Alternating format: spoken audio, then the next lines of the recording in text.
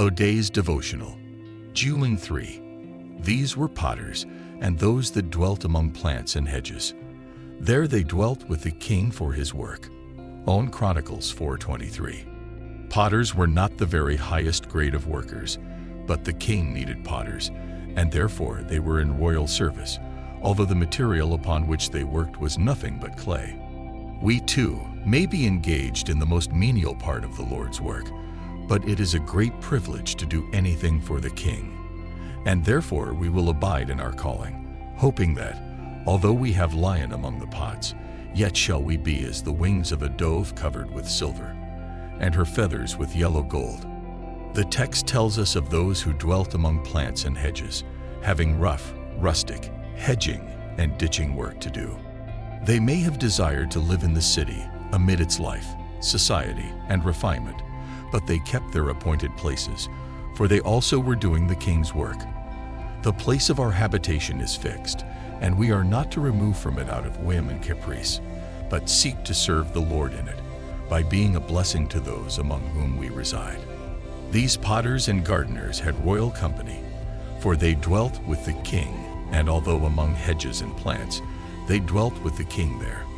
No lawful place or gracious occupation, however mean, can debar us from communion with our divine Lord. In visiting hovels, swarming lodging houses, workhouses, or jails, we may go with the king. In all works of faith, we may count upon Jesus' fellowship. It is when we are in his work that we may reckon upon his smile. Ye unknown workers who are occupied for your Lord amid the dirt and wretchedness of the lowest of the low, be of good cheer, for jewels have been found upon dunghills ere now. Earthen pots have been filled with heavenly treasure, and ill weeds have been transformed into precious flowers. Dwell ye with the king for his work, and when he writes his chronicles, your name shall be recorded. Bible Commentary, 1 Chronicles 4:123. The descendants of Judah. New King James Version. The sons of Judah were Perez, Hezron, Carmi, Hur, and Shobal. And Rhea the son of Shobal begot Jahath, and Jahath begot Ahumai and Lahad. These were the families of the Zorathites. These were the sons of the father of Etam, Jezreel, Ishma, and Idbash. And the name of their sister was Hazelaponi, and Penuel was the father of Gidder, and Ezer was the father of Husha.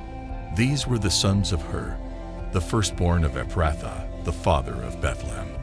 And Asher, the father of Tekoa, had two wives, Helah and Nara. Nara bore him Ahuzam, Hefer, Temini, and Hahashtari. These were the sons of Nara. The sons of Helah were Zereth, Zohar, and Ethnan.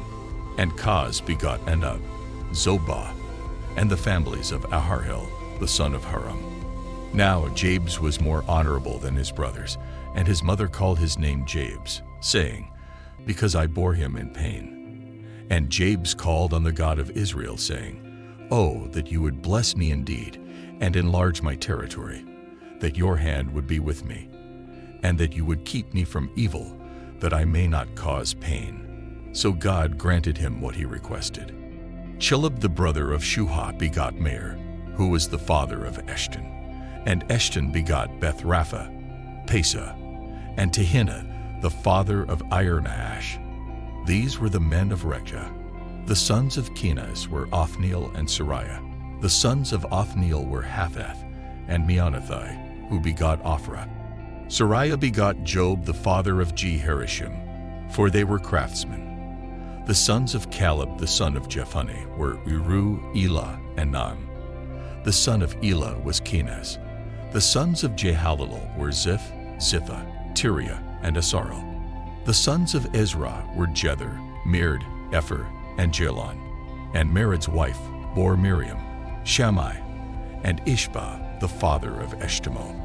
His wife Jehudijah bore Jared the father of Gedor, Heber the father of Soko, and Jekuthiel the father of Zanoah. And these were the sons of Bithiah, the daughter of Pharaoh, whom Mered took. The sons of Hodiah's wife, the sister of Naam, were the fathers of Keilah the garment, and of Eshtemoh the Maachathite. And the sons of Shimon were Anan, Rinah, Ben-Hanan, and Telon. And the sons of Ishi were Zoheth and Ben-Zoeth. The sons of Shelah the son of Judah were the father of Lecah, Lada the father of Marishah, and the families of the house of the linen workers of the house of Ashbia, also Jocham, the men of Chozeba and Josh, Seraph, who ruled in Moab, and Jashubilam. Now the records are ancient. These were the potters and those who dwell at Netam and Gederah. There they dwelt with the king for his work. Now let's look at each fragment of this passage. The sons of Judah were, since the focus of these genealogies is the dynastic line of David, it makes sense that the tribe of Judah is listed first. Payne commented, Ezra expected his readers to recognize, from 2 to 5, 1850, that the 5 descendants of Judah, from Perez to Shobal, were not brothers but successive generations. Carmi must therefore be a scribal error for Caleb. Now Jabes was more honorable than his brothers.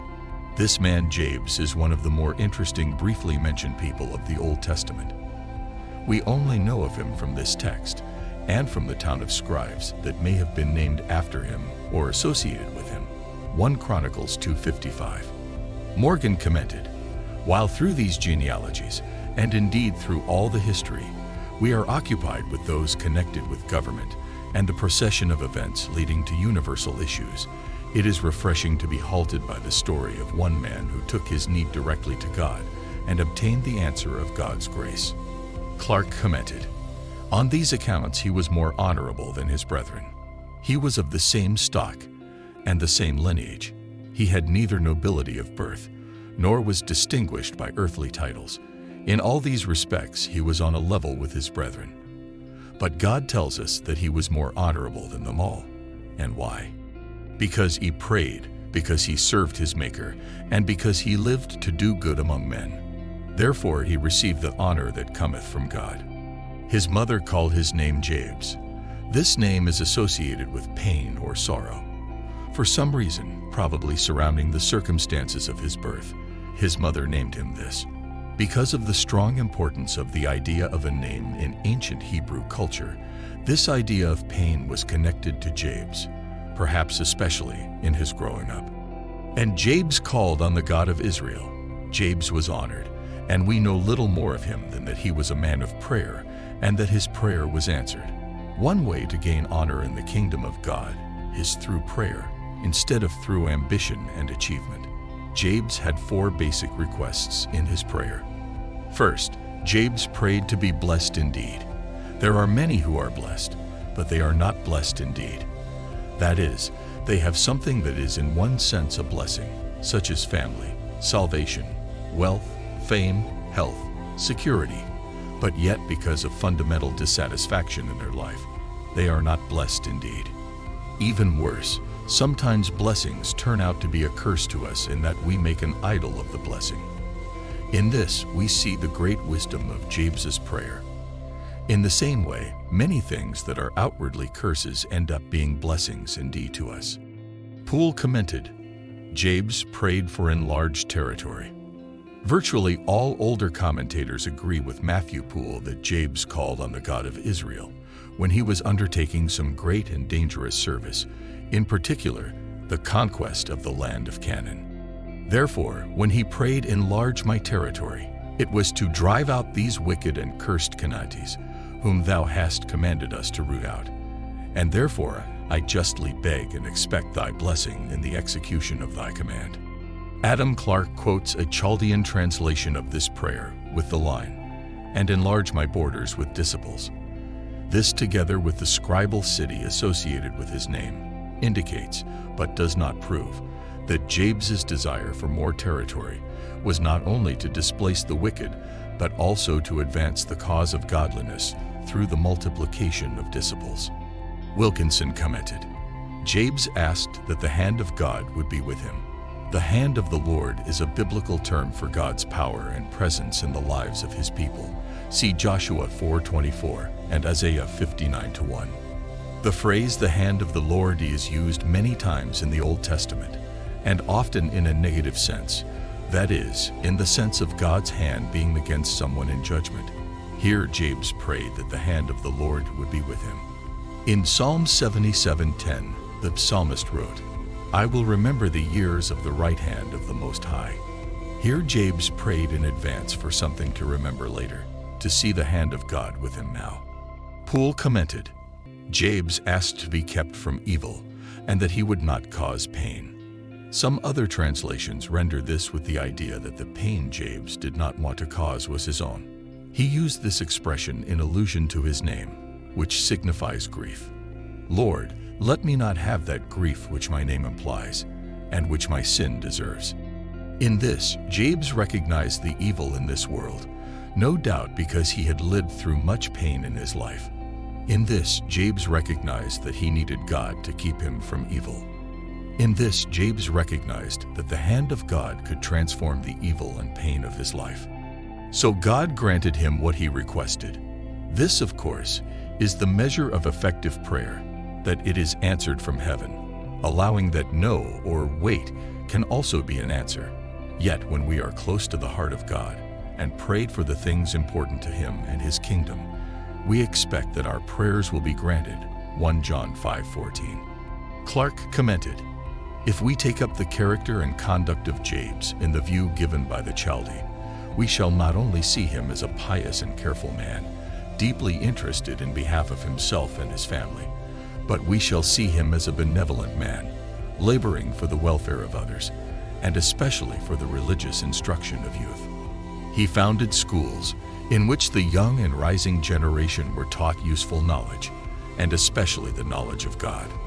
He had disciples, which were divided into 3 classes, who distinguished themselves by their fervor in the worship of God, by their docility in obediently hearing and treasuring up the advices and instructions of their teachers, and by their deep piety to God in bringing forth the fruits of the Spirit. The spirit of prophecy, that is, of prayer and supplication, rested upon them. Reader, imitate the conduct of this worthy Israelite, that thou mayest be a partaker of his blessings." Payne commented, "And these were the sons of Bithiah, the daughter of Pharaoh, whom Mered took." The wife of Mered here intended is Bithiah, v. 18. Her identification as a daughter of Pharaoh would locate this event during the early part of Israel's sojourn in Egypt, before 1800 BC, the union probably being made possible because of Joseph's prominence. These were the potters and those who dwell at Netaim and Gedera. There they dwelt with the king for his work. Since the broad focus of these chapters is to point to the tribe of Judah, and especially to the family of David, these men receive special mention because they worked for the king and lived with the king. Charles Spurgeon preached a wonderful sermon on this verse, with 4 points under the title "With the King for His Work." Our King has many kinds of servants. He has soldiers, watchmen, heralds, scribes, musicians, house servants, gardeners, servants for the children. We should therefore value the different servants and understand and value our own place of service. All who live with our King must work. They did not live on the king's bounty and dwell on the king's country estates to do nothing, but they dwelt there for his work. I do not know whether all that call my master Lord have caught this idea. I have thought that some of our church members imagined that the cause of Christ was a coach, and that they were to ride on it, and that they would prefer the box seat. Those that work for the king ought to live with him. Now, those that live with Jesus Christ have a sort of secret alphabet between themselves and him. Oftentimes when a Christian man does the right thing, do you know why he had that knack? He lived with his master, so he knew what you knew not. He knew the meaning of his master's eye, and it guided him. We are working for the king, and after you have received Christ, then you shall go forth and serve him. Put out an empty hand and receive Christ into it by a little faith, and then go and serve him. And the Lord bless you henceforth and forever. Jabez's prayer is a powerful example of trusting in God and seeking his blessing and protection. His supplication shows a deep dependence on God and a desire to experience his favor and care in his life. This narrative teaches us that, regardless of our circumstances or background, we can come to God with faith and confidence, asking for his blessing and direction in our lives. Jabez's prayer also reminds us that God hears and answers the prayers of those who trust in Him and seek His will. It is a reminder that our lives can be transformed by divine intervention when we trust in God and seek His direction in everything we do. I invite you to continue supporting this ministry by subscribing to our channel. Remember to share these messages with your loved ones so that together we can strengthen ourselves in faith and spread the love of Christ. God bless you abundantly.